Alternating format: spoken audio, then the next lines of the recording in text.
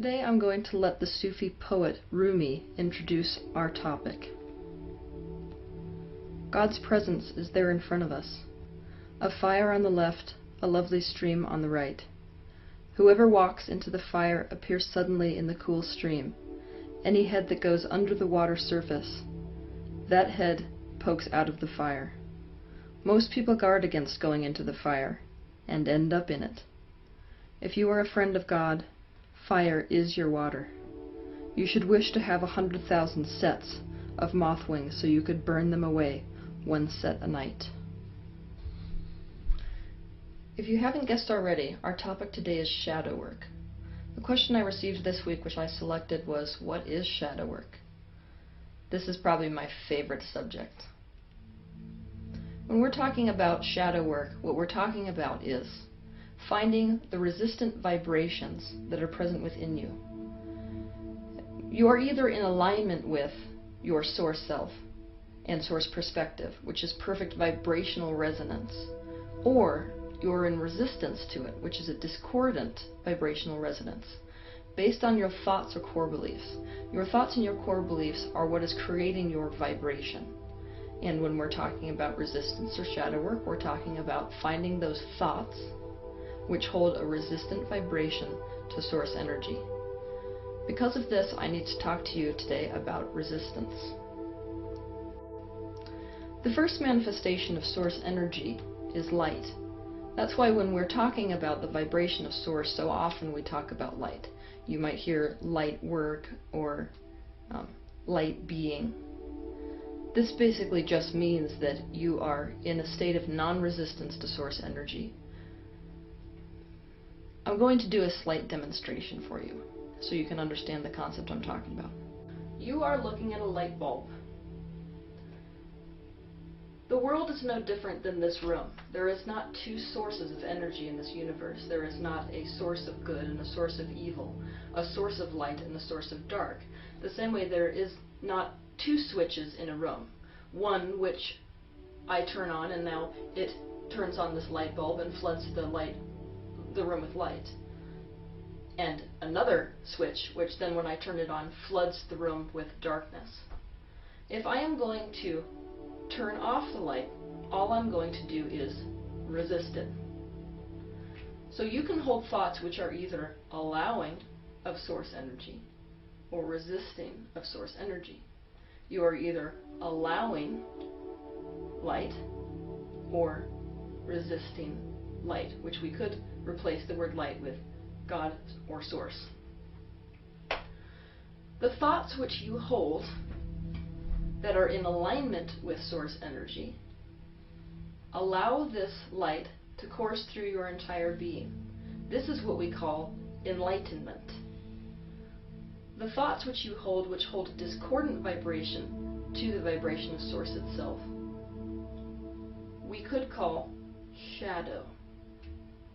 So that's what we're talking about when we're talking about shadow work. Enlightenment is only ever about one thing. That is alignment with the vibration of source or your higher self. Thoughts which vibrate at the same resonance with source perspective. Emotions are your indication as to whether you're doing that. As I've spoken about before, your emotions are your indication as to what vibration you hold. So the more positive feeling thoughts that you are thinking, the more you're in alignment with enlightenment and with your source self. So what does it look like to stay in alignment? That looks like staying in line with your bliss, while simultaneously seeking the root of your shadow sides. That looks like going and seeking the hooks which are anchoring you down to your resistance, which are anchoring you out of that light, which are resisting the light instead of allowing the light to flow through you, allowing source energy. I'm going to give you two demonstrations today, which will help you in terms of seeking out your shadow sides and releasing resistance to the very thoughts which are preventing you from moving forward and preventing you from the enlightenment which you seek. The first exercise is called rooting out the core belief. So let's say you want to start with a thought. Let's pretend that you're living with a woman, we'll just make it a woman, who's super unclean. So every time you get home, the house is a complete mess. So the thought that we want to start with is, this room is a mess.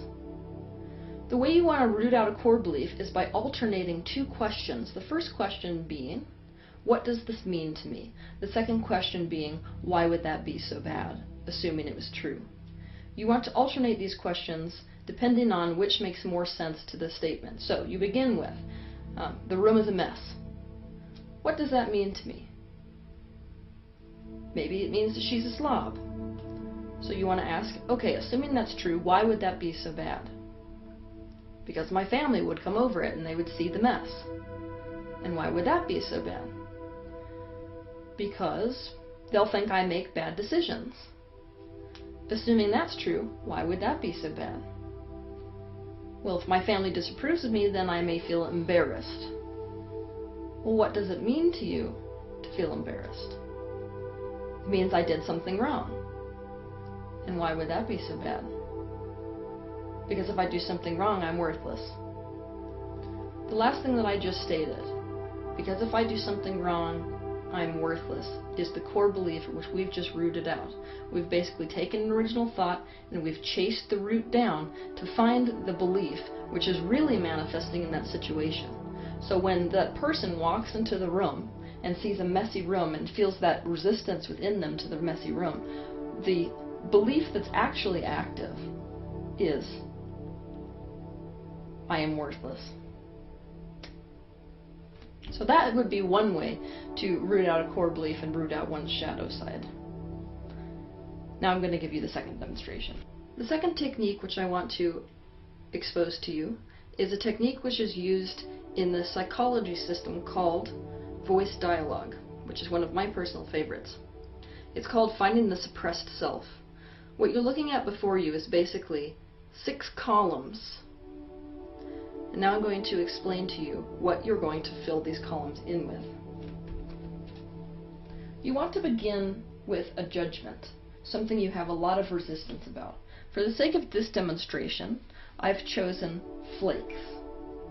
So, regardless of how much of an enlightened person you may be, we want you to really allow yourself to go towards your shadow self today and find that thing that just bugs the crap out of you. So, I wrote down flaky people. So in the first column, you want to write down everything you can't stand about that very thing that you judge. So for example, if I'm using flakes, I would say, they're fair weather, they're wishy-washy, they're disappointing, they cancel plans, they're irresponsible, they can't commit, they have no self-discipline, it's meaningless rebellion, they're unpredictable, and they abandon others. In the second column, you want to take yourself out of your skin and posit yourself inside their perception and think about how they might judge you. So they might think that someone like me is oppressive, constricting, demanding, depressing, unsatisfied, hard to be with, anxious, burdened, expect too much from others, overstressed, and wound up.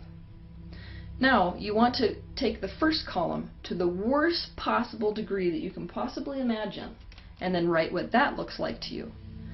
So if I took flakes to the worst case scenario, fair weather people to the worst case scenario, what that looks like to me is that they alienate others, that they're alone, that they're disappointing, that they're seen as worthless, that they're probably homeless, that they're not taken seriously, they're completely self-centered, they have no real friends, their life is void of meaning, they have no accomplishments, and they're cut loose by others.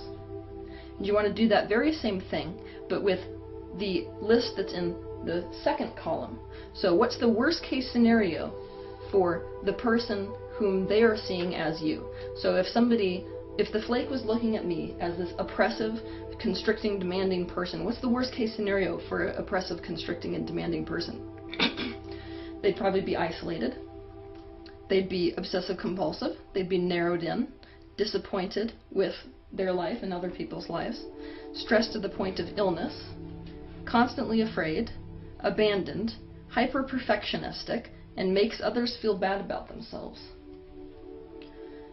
So then what you want to think about is, What would happen if you took a homeopathic dose of this type of behavior? So if my personality type took a tiny bit of what I was resistant to, like a tiny bit of being fair weather, or wishy-washy, or a tiny bit of canceling plans, how would your life improve? So with this scenario, which I've written down, that might look like I will feel more free. I may be more happy. I'll have more energy to give. I'll be spontaneous and fun. Other people will feel good around me. I can help people. I might be more trusting. I might follow my own internal knowing, and I might enjoy life. Now, in the 6th column, what you want to do is look back at the 5th column. You want to look down the list for what words really stick out and resonate to you. And by doing that, you want to find a suppressed self. That would be an identity based on these words. So with this list, I've written this list, which is more happy, I have more energy, I'm more spontaneous, people feel good around me, I'm more trusting, and I follow my own internal knowing. So when I looked at that list, the suppressed self, which I found, was the spontaneous free flower. So why this is so incredibly important is this. When, let's say somebody has this type of a judgment of flakes, when the flake walks in the room and keeps canceling plans, and the person there, let's say that it's me in this scenario, feels all of that resistance coming up to that behavior, what I'm really in resistance to is what is in the 3rd column. At some point in your life, you became so afraid of what was in this 3rd column, the worst case scenario for this type of behavior, in the 1st column, that you swung the pendulum so far to the opposite side that you developed a dominant and a suppressed self. So the dominant self to this scenario might be a hyper-responsible self. The suppressed self is the spontaneous free flower. And you are now out of balance because of this shadow side or resistance that you have in the 3rd column. So what you want to be doing then is you want to write a list of the ways in your day-to-day life that you suppress that self. And then you want to come up with a 2nd list, which is ways that I can commit to letting that self, that suppressed self, express itself in my life. So let's say I'm taking this scenario. Ways that I suppress the spontaneous free flower might look like I worry about what other people think. I do what I have to do instead of what I want to do. I'm locked into routines. I don't try anything new. I dress according to expectations. I let logic rule my life, and I don't express myself. So what are some ways that I could commit to expressing the spontaneous free flower? I could pick one day a week where I have no plan at all. I just do what feels good.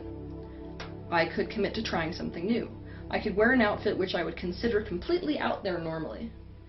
I could go on an intention walk, meaning I just walk out the door and I just start walking. And I don't have an aim as to where I want to end up. It's just I go wherever my intuition tells me that I go. So I get to a crossroads and I say right or left, and if my intuition says right, I go right. Or I could do art. So that is the 2nd exercise. As you can probably guess, there are so many techniques when it comes to doing your shadow work. Basically, everybody who is a spiritual guide has their own techniques, and some will work for you and some won't in terms of discovering your shadow self. You can find your shadows or your shadow self by paying keen attention to what you project onto others and what you're blaming other people for. For example, we have this tendency in our life to go about things where we don't understand that we are the center of our universe. Therefore, when somebody has a negative behavior, like earlier I was talking about flakes, when we attract a flake into our life, it's all about them. They can't make it here on time. They can't do this. They can't do that. And instead, what we need to be doing, which is doing the shadow work, is looking inside ourselves for that counterpoint, which is a vibrational match to that experience. So for example, if you're the kind of person who, let's say that you keep attracting people into your life that use you and that make you feel bad about yourself, you could spend your life paying keen attention to what they're doing wrong. Or you could do your shadow work and turn your eyes inside and say, what is it that's making me a match to these people? If you are able to find a core belief in there somewhere where you feel worthless, then that is your counterpoint. That is your shadow self, which is manifesting on the outside as attracting all kinds of relationships into your experience which reinforce that original vibration. So people in your life who reinforce you feeling crappy about yourself is your indication that you potentially have a core belief that looks something like, I am worthless.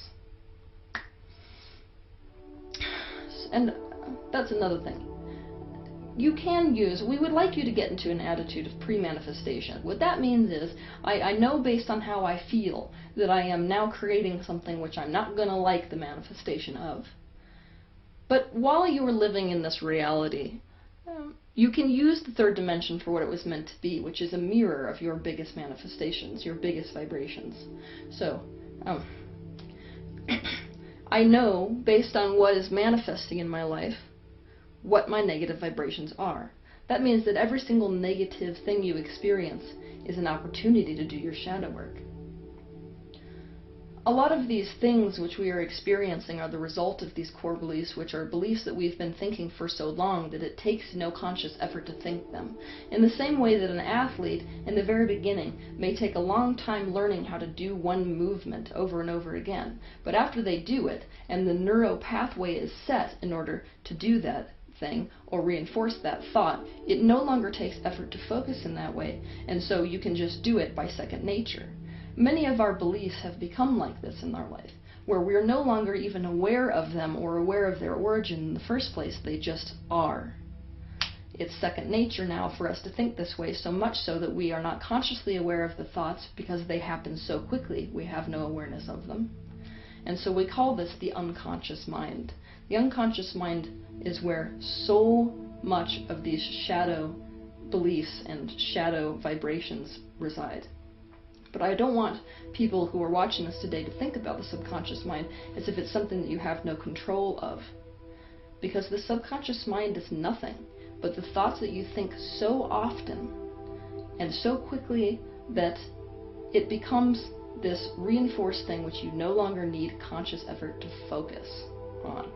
These core beliefs and these shadow sides of us are like roots.